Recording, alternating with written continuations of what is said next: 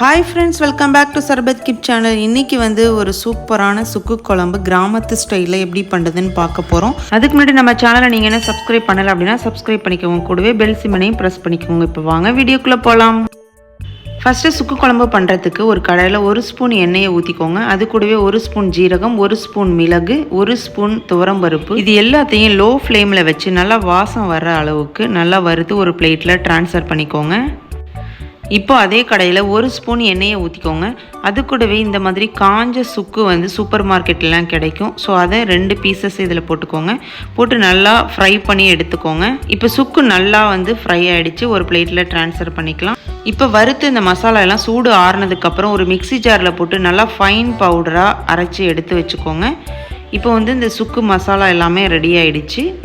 இப்போ அடுப்பு பற்ற வச்சு ஒரு கடாயை போட்டுக்கோங்க. இது கூடவே கொஞ்சம் தாராளமாக 2 டேபிள் ஸ்பூன் எண்ணெய் விட்டுக்கோங்க.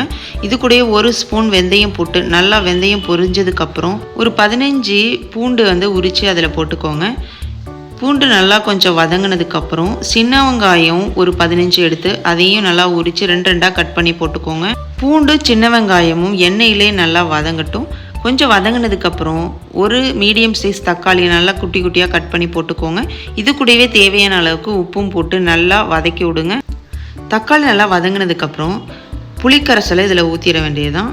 புளித்தண்ணி ஊற்றினதுக்கப்புறம் காரத்துக்கு 1 டேபிள் ஸ்பூன் மிளகாய்த்தூள், 1 டேபிள் ஸ்பூன் மல்லித்தூள் போட்டு நல்லா மிக்ஸ் பண்ணி விட்டுருங்க.